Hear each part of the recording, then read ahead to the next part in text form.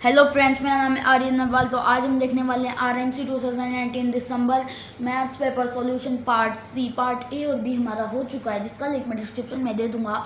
आप लिंक पर क्लिक करके उन्हें देख सकते हैं। और जो जीके के पेपर का सॉल्यूशन है उसके भी हमारे 10 पार्ट्स हो चुके हैं, जिनका लिंक मैं डिस्क्रिप्शन में दे दूँगा। आप लिंक पर क्लिक करके उन्हें देख सकते हैं।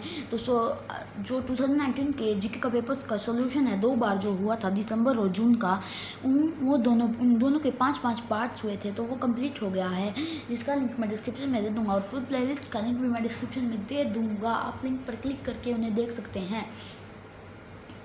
तो दोस्तों, पार्ट ए में भी हमने 10 क्वेश्चन कवर किए थे, पार्ट बी में भी हम 10 क्वेश्चन कवर कर रहे थे, और पार्ट सी में भी हम 10 क्वेश्चन ही कवर करने वाले हैं। पार्ट ए और बी मैंने बोर्ड पर बनाया था, लेकिन पार्ट सी अब मैं कॉपी में बना रहा हूँ, क्योंकि ये पार्ट सी जो है लेंथी है और बहुत लंबे लंबे क्वेश्चन हैं जो मेरे बोर्ड पे नहीं आ सकते। तो दोस्तों स्टार्ट करते हैं। दोस्तों, आरएमसी के पेपर में टोटल 30 क्वेश्चन आते हैं मैथ्स के। 20 क्वेश्चन तो दोस्तों 5-5 मार्क्स के होते हैं और 10 क्वेश्चन 10-10 मार्क्स के होते हैं। आरएमसी के हिसाब से देखा जाए तो ये हमारा पार्ट बी है।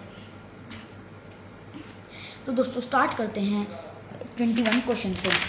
दोस्तों, अगर मैं आपको बताऊं कि 21 क्वेश्चन क्या है, तो मैं आपको एक बार पढ़ के बता देता हूं। A horse and a cow were sold for ₹12,000 each. The horse was sold at a loss of 20% and the cow at a gain of 20%. Find his overall gain or loss. तो हमें इसमें क्या बताना है दोस्तों, कि एक घोड़ा और एक गाय दोनों 12-12 हज़ार रुपये के बेचे गए। घोड़े पे तो हो गया 20% का लॉस और काऊ पे हो गया 20% का गेन। तो दोस्तों हम सीपी फाइंड कर लेंगे दोनों की। तो दोस्तों पहले घोड़े वाले की सीपी फाइंड करते हैं। ए हॉर्स, आपको एक तरफ लिख लेना है ए हॉर्स और दूसरी तरफ लिख लेना है ए काऊ। हॉर्स की एसपी है 12,000, लॉस हो रहा है हमें 20% का, तो सीपी का हम फॉर्मूला लगाएंगे 100/100 minus L% multiply by SP, और फिर आगे इसमें वैल्यू पुट कर देंगे 100/100 माइनस 20% का लॉस हो रहा है और मल्टीप्लाई बाय 12,000, क्योंकि एसपी हमारी 12,000 है। और फिर यहाँ पे 100/80 मल्टीप्लाई बाय 12,000 आ जाएगा। तो हम 12,000 से 80 की एक ज़ीरो से एक ज़ीरो कैंसिल कर देंगे, और फिर हम 2 से इसको कैंसिल करेंगे, तो 2 से ये आएगा 600 और 2 से ये आएगा 4, और तो फिर 4 से 100 को कैंसिल करेंगे तो 25 6 आएगा 150, और 00 की 00 यहाँ पे आ जाएंगे। मतलब कि हमारा जो घोड़ा है वो खरीदा गया था 15,000 का और बेचा गया है 12,000 का। तो अब हम काव वाली निकालते हैं। तो एक काव है, उसमें उसकी एसपी है 12,000, गेन हो रहा है 20% का, तो सीपी का फॉर्मूला लगाएंगे सीपी निकालने के लिए 100/100 plus gain percent multiply by SP. तो वैल्यू पुट करेंगे 100/100 प्लस 20 मल्टीप्लाई बाय 12,000 हमारी एसपी है। तो दोस्तों 100/120 मल्टीप्लाई बाय 12,000, तो 120 से 12,000 को कैंसिल करेंगे तो आएगा हमारा 100, और 100 मल्टीप्लाई 100 इक्वल टू 10,000। तो दोस्तों हमारी टोटल एसपी कितनी आई है 12,000 प्लस 12,000, क्योंकि घोड़ा भी 12,000 का बेचा गया और गाय भी, तो कितनी होगी दोस्तों 24,000। टोटल सीपी कितनी आई है 10,000 प्लस 15,000, तो 25,000। मतलब वो दोनों चीज़ों को खरीद के लाया था 25,000 की और दोनों चीज़ों को बेच रहा है 24,000 की। तो हम इसमें से सीपी में से एसपी माइनस कर देंगे, जिससे हमारा लॉस फाइंड हो जाएगा। तो 25,000 माइनस 24,000 इज इक्वल टू 1000। तो बढ़ते हैं दोस्तों 22 क्वेश्चन की तरफ। 21 क्वेश्चन हमारा हो चुका है, जिसका आंसर है 1000। तो दोस्तों देखते हैं क्वेश्चन नंबर 22। दोस्तों मैं क्वेश्चन नंबर 22 आपको एक बार पढ़ के सुना देता हूँ। A and B undertake to do a piece of work for ₹600. A alone can do it in 6 days while B alone can do it in 8 days. With the help of C they finish it in 3 days. Find the share of each.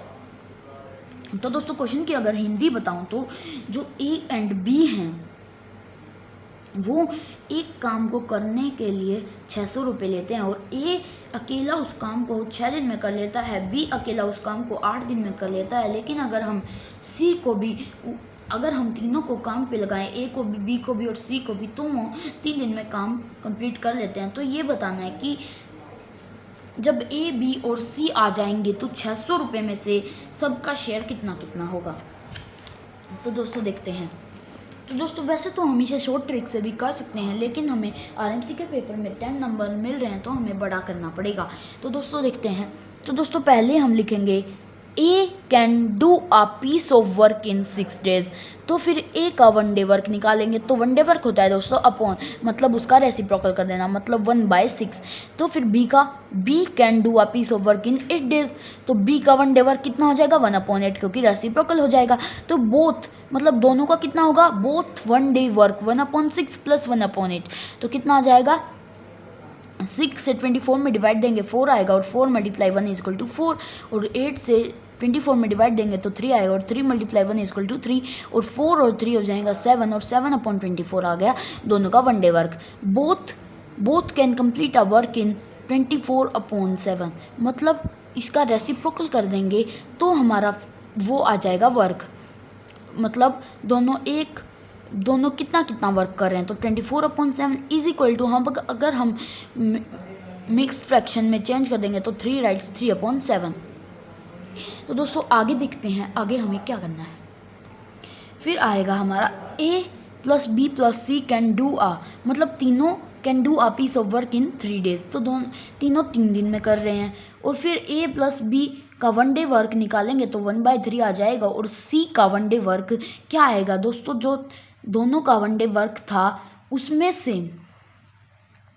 उसमें से हम तीनों का 1 day work minus कर देंगे तो हमारा आ जाएगा सी का 1 day वर्क। तो 1/3 माइनस 7/24, तो आ जाएगा हमारा 3 से 8, और 8 बन जा 8 माइनस 24 से 1, तो 1 multiply 7 is equal to 7, 8 minus 7 is equal to 1/24। Ratio of 1 day work, अगर हम इसका रेशियो निकालते हैं तो ratio of 1 day work is equal to 1/6, ratio 1/8, ratio 1/24। तो हमारा आ जाता है 4:3 रेशियो 1/24। तो दोस्तों आगे चलते हैं। तो दोस्तों हम आ चुके हैं अगले वाले क्वेश्चन पे। तो अगले वाले क्वेश्चन पे नहीं दोस्तों, हमारा थोड़ा सा क्वेश्चन रह गया था तो हम वो कर रहे हैं। तो 4x plus 3x plus 1x is equal to दोस्तों आ गया हमारा 600। तो हमें इन x मतलब सेम वैल्यू है तो इनको प्लस कर सकते हैं। तो 4 और 3 7 और 1 8, 8x इज इक्वल टू 600। तो x हमारा कितना आएगा इज इक्वल टू 600/8, और अगर हम इसे 2 से कैंसिल करेंगे तो 300, और इसको भी 2 से 4, और फिर 2 से 2 टाइम्स, और फिर 2 से 150 टाइम्स। तो 150/2 इज इक्वल टू 2 से दोबारा से 150 को कैंसिल कर देंगे तो हमारा आ जाएगा 75। तो दोस्तों अब ए का शेयर कितना हो गया 4x, बी का हो गया 3x, सी का 1x था। तो दोस्तों x की वैल्यू आ चुकी है और x का मल्टीप्लाई कर देंगे। अब 4x था, 4 मल्टीप्लाई 75 इज इक्वल टू 300, और b में था 3x, तो 3 multiply 75 is equal to 225 share होगा b का, और c है 1x, तो 1 multiply 75 is equal to 75 share होगा।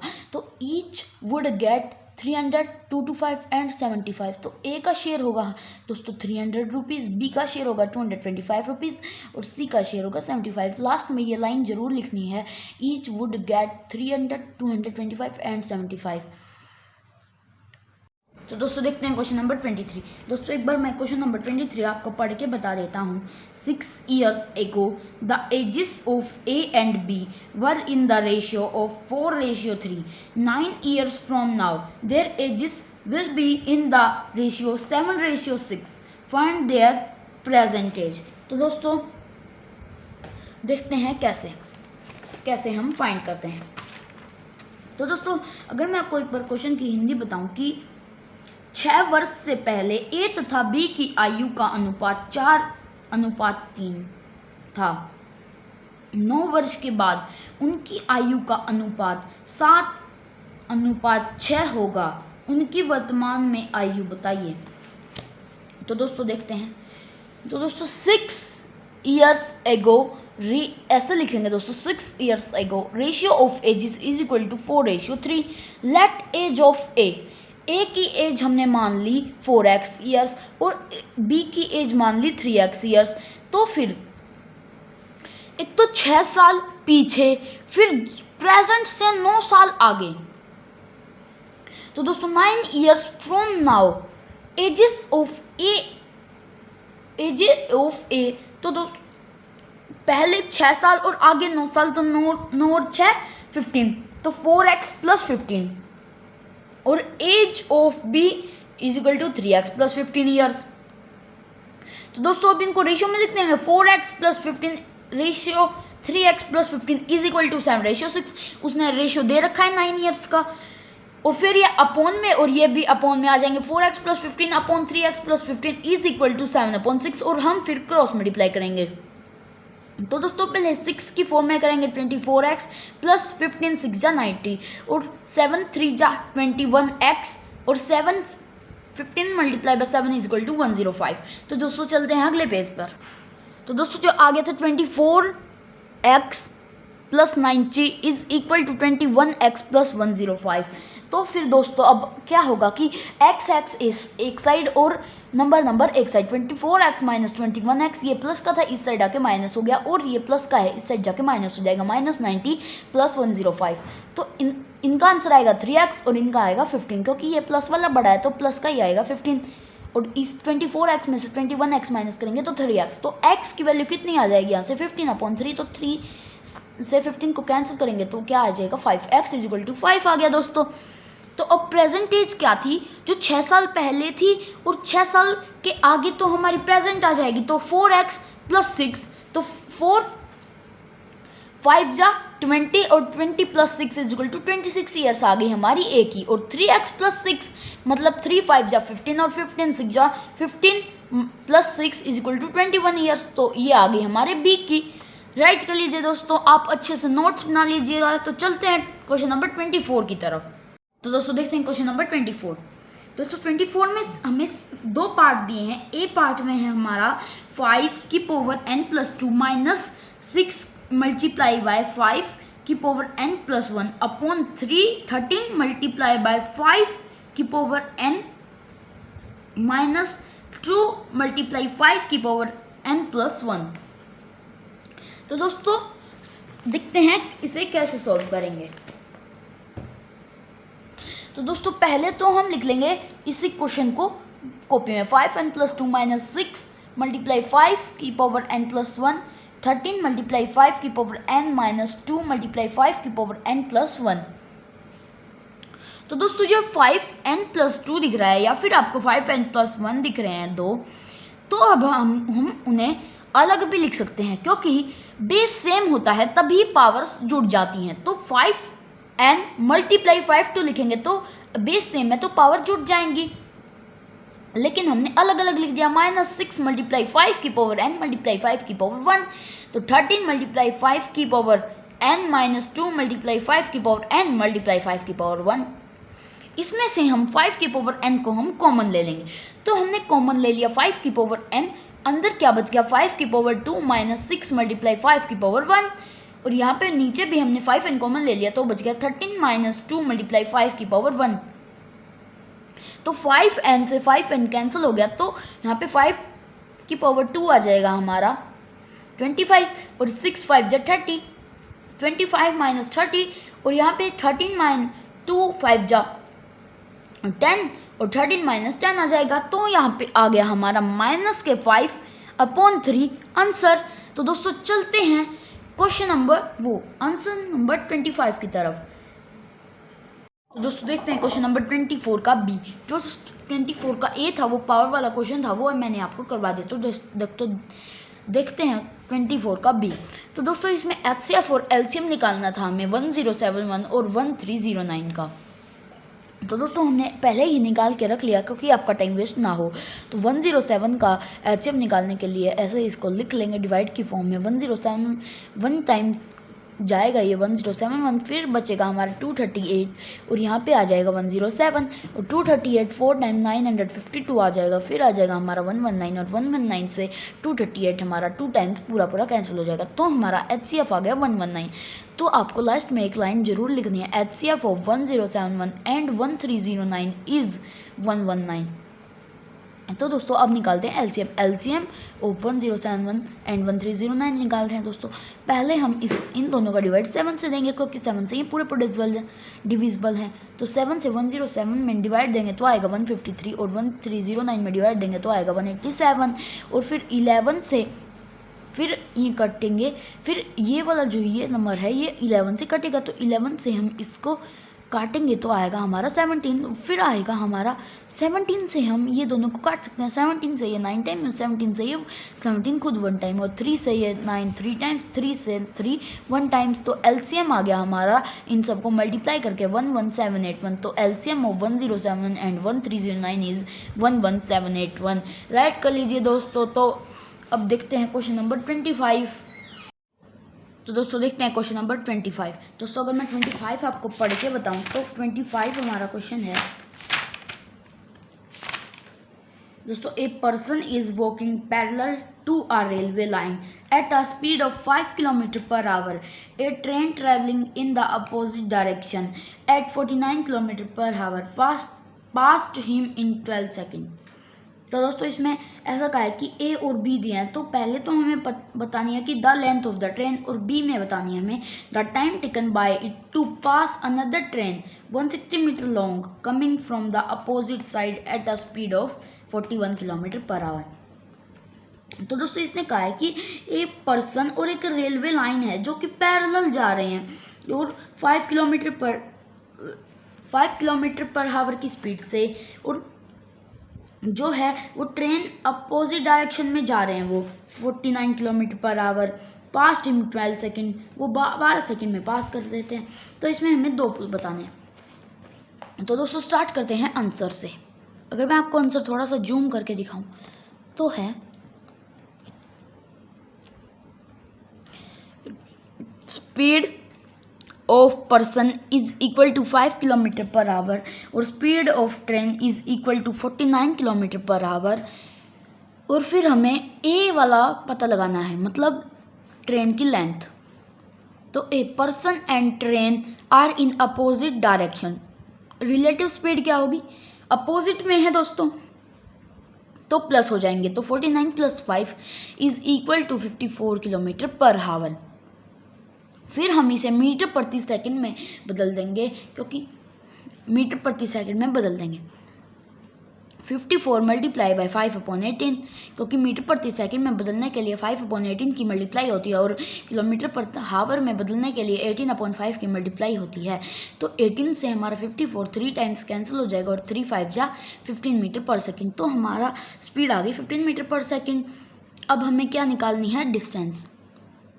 तो डिस्टेंस कितनी होती है, स्पीड मल्टीप्लाई बाय टाइम। जो दोस्तों डिस्टेंस होती है ऐसे क्वेश्चनों में जिनमें ट्रेन जा रही हो अपोजिट डायरेक्शन में या फिर सेम में, वो ट्रेन वाली ही डिस्टेंस होती है, क्योंकि आदमी की कोई लंबाई नहीं होती और वो पैरेलल हो जाता है। तो डिस्टेंस हमारी आ गई स्पीड मल्टीप्लाई बाय टाइम। हमारा टाइम है 15 मीटर, वो स्पीड है हमारी 15 मीटर प्रति सेकंड और टाइम है हमारा 12 सेकंड। सेकंड से सेकंड कैंसिल हो गया, 12 multiply 15 is equal to 180 metre. तो हमारी ट्रेन की लेंथ आ गई 180 मीटर। तो अब हम देखते हैं बी वाले क्वेश्चन में। बी वाले क्वेश्चन में क्या देखते हैं, क्या पूछा था, आंसर क्या है बी वाले क्वेश्चन का। तो बी में स्पीड ऑफ अनदर ट्रेन कितने स्पीड से आ रही थी, 41 किलोमीटर पर आवर। दोबारा से वो अपोजिट आ रही थी, तो रिलेटिव स्पीड निकालेंगे, प्लस हो जाएगा 41 plus 49 is equal to 90 kilometre per hour. फिर उसको ही मीटर प्रति सेकंड में बदल लेंगे। तो मीटर प्रति सेकंड में बदलने के लिए क्या करते हैं, 5/18 का मल्टीप्लाई, और 18 से 95 टाइम कटेगा और 5 5 जा 25, मतलब 25 मीटर पर सेकेंड आ गई हमारी रिलेटिव स्पीड। हमें डिस्टेंस निकालनी है। 2 ट्रेन जा रही हैं, मतलब अगर 2 ट्रेन जा रही हो मतलब ट्रेन की तो कुछ लंबाई होगी और दूसरे ट्रेन की भी कुछ लंबाई होगी। तो डिस्टेंस जो होती है उस टाइम पे हमारी, वो हमारी होती है दोनों ट्रेन की लंबाइयों को प्लस कर दो। तो एक की तो हमारी 180 आ गई, एक की क्वेश्चन में दे रखी है 160। तो 180 plus 160 is equal to 340 metre. और फिर हम टाइम निकाल लेंगे, तो time is equal to distance upon speed. Distance हमारी 340 मीटर है और स्पीड 25 मीटर पर सेकंड है, इज इक्वल टू आ गया 68/5, क्योंकि ये 5 से कैंसिल हो गए, 5 से 340 68 टाइम्स और 25 5 टाइम्स, तो आ गया हमारा 68/5 इज इक्वल टू 13.6 सेकेंड। तो लास्ट में एक लाइन लिख देंगे, time taken by another train to pass the another train is equal to 13.6 second. Write कर लीजिए दोस्तों, आप अच्छे से नोट्स बना लीजिएगा। तो चलते हैं 26 क्वेश्चन की तरफ। तो दोस्तों देखते हैं क्वेश्चन नंबर 26। दोस्तों अगर मैं आपको क्वेश्चन 26 पढ़ के दिखाऊं तो है a pipe can fill a tank in 6 hours due to leakage at the bottom of the tank. It gets filled in 7 hours. When the tank is full, in how much time will it be emptied by the leak? तो दोस्तों देखते हैं ये कैसे होगा. इसमें कह रखा है कि एक जो पाइप है वो 6 घंटे में टैंक को भर देता है, लेकिन जो टैंक होता है उसमें छेद होता है जिसके कारण वो 7 घंटे में भर पाता है. तो ये बताना है अगर हमारा टैंक फुल हो और छेद उसे कितनी देर में खाली कर पाएगा. तो दोस्तों देखते हैं. तो दोस्तों मान लिया जो भर रहा है वो है ए और जो खाली कर रहा है वो है बी. तो ए 6 घंटे में भर रहा है और बी उसको 7 घंटे में भरने दे रहा है. तो अगर हम कैपेसिटी माने तो हमारा आएगा इन दोनों का एलसीएम. तो 6 और 7 का एलसीएम आ जाएगा 42. तो इससे हमको क्या पता चल जाएगा कि कौन सा पाइप 1 घंटे में कितना भर रहा है, कितना खाली कर रहा है.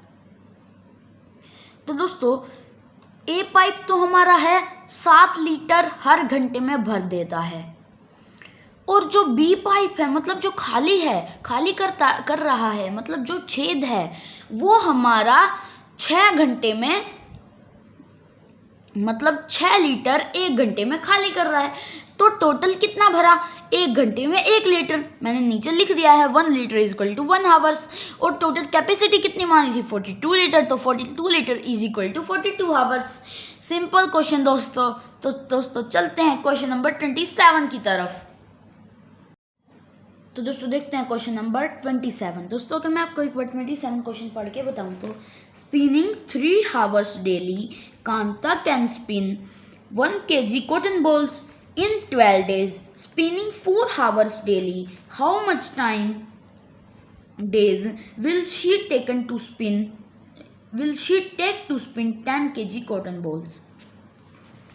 तो दोस्तों इसकी अगर मैं हिंदी बताऊं तो कांता रोज 3 घंटे स्पिन करके 1 किलो कॉटन बॉल्स 12 दिन में बना लेती है. तो अगर वो 4 घंटे रोज स्पिनिंग करे और उसको बनाने हैं 10 किलो बॉल तो वो कितने दिन में बना लेगी. तो इसमें एक सिंपल सा फॉर्मूला यूज होगा दोस्तों.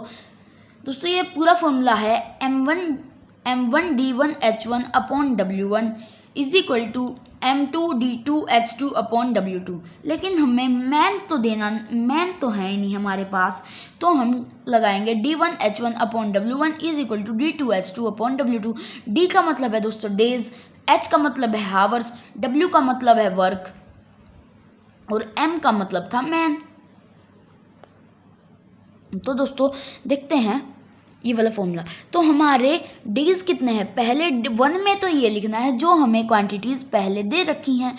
तो हमें डेज दे रखे हैं 12 मतलब 12 डेज और 3 आवर्स वो स्पिन कर रही है और 1 किलो बॉल वो बना रही है. तो 1 किलो बॉल्स हमारा क्या हो गया वर्क. तो अपॉन में लिख देंगे इज इक्वल टू D2 हमें देने रखा है क्योंकि हमें D2 बताना है डेज और हमें दे रखा है कि 4 आवर्स और 10 किलो बॉल बनानी है. तो अब 10 इस साइड डिवाइड में है तो दूसरी साइड बॉर्डर पार जाके वो मल्टीप्लाई का हो जाएगा और 4 इस साइड मल्टीप्लाई का है वो बॉर्डर पार जाके डिवाइड का हो जाएगा. तो आ जाएगा हमारा 12 multiply 3 multiply 10 upon 1 multiply by 4. 2 से हम 10 को काटेंगे तो जाएगा 5 टाइम्स और 4 को काटेंगे तो जाएगा 2 टाइम्स और फिर 2 से 12 को काटेंगे तो जाएगा 6 टाइम और 6 3 जा 18 और 18 5 जा 90. तो 90 डेज लगेंगे उसको 10 kg कॉटन बॉल्स बनाने में अगर वो रोज 4 घंटे स्पिन करती है. तो दोस्तों सिंपल. तो दोस्तों चलते हैं क्वेश्चन नंबर 28 की तरफ. तो दोस्तों देखते हैं क्वेश्चन नंबर 28. अगर मैं आपको 28 क्वेश्चन पढ़ के बताऊं तो दोस्तों the outer dimension of a closed wooden box are 10 cm by 8 cm by 7 cm. Thickness of the wood is 1 cm. Find the total cost of the wood for a box if 1 cm cube of wood costs ₹2. तो दोस्तों देखते हैं answer. तो दोस्तों हमें outer dimension कितने दी हैं, 10 हमारी लेंथ और 8 हमारा ब्रेथ और 7 हमारी हाइट, और इनर डायमेंशन दी हैं n, 9 हमारी लेंथ, 7 हमारी ब्रेथ और 6 हमारी हाइट। हम वॉल्यूम निकाल लेंगे, volume of wood is equal to outer volume minus inner volume, और अगर वॉल्यूम निकालनी है तो L multiply B multiply H, तो 10 multiply 8 multiply 7 is minus 9 multiply 7 multiply 6, 560 minus 378 is equal to 182 centimetre cube.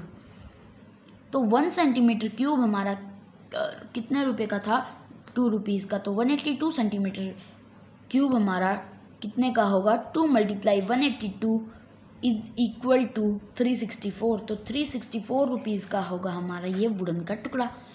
Right कर लीजिए दोस्तों, आप अच्छे से नोट्स बना लीजिएगा। तो दोस्तों चलते हैं क्वेश्चन नंबर 29 की तरफ। तो दोस्तों देखते हैं question answer number 29। Question number 29 में हमें बनाना है दोस्तों पाई चार्ट, और पाई चार्ट में हमें दिया है सीरियल नंबर, आइटम्स और एक्सपेंडिचर। तो फूड का एक्सपेंडिचर है 400, रेंट का भी 400, क्लोथिंग का 200, एजुकेशन का 100, लिटिगेशन का 50 और अदर्स का 50। तो दोस्तों पाई चार्ट बनाने के लिए हमें इनके सेंट्रल एंगल निकालने होते हैं। सेंट्रल एंगल कैसे निकालेंगे, इन सारे एक्सपेंडिचर का टोटल कर लो दोस्तों, तो कितना आएगा 1200, और फिर जो भी एंगल सेंट्रल एंगल निकालना है तो 400 अपॉन 1200 मल्टीप्लाई बाय 360। अगर आपको 200 का निकालना है तो 200 अपॉन 1200 मल्टीप्लाई 360, क्योंकि टोटल जो सर्कल में डिग्रीज होती हैं वो होती हैं 360। तो हमारा फूड का कितना आ गया 120 डिग्री, रेंट का भी 120 डिग्री, क्लोथिंग का 60 डिग्री, एजुकेशन का 30 डिग्री, लिटिगेशन का 15 डिग्री और अदर्स का भी हमारा 15 डिग्री। अब ये जो पाई चार्ट है ये आपको बनाना है कंपास और स्केल की मदद से। कंपास में आपको 120 डिग्री नोट करके ये पाई चार्ट बनाना है। तो दोस्तों चलते हैं क्वेश्चन नंबर 30 की तरफ। पाई चार्ट आप बना लेना या फिर आप स्क्रीनशॉट ले सकते हो आप अपना मैच करने के लिए। तो दोस्तों चलते हैं क्वेश्चन नंबर 30 की तरफ। तो दोस्तों देखते हैं क्वेश्चन नंबर 30।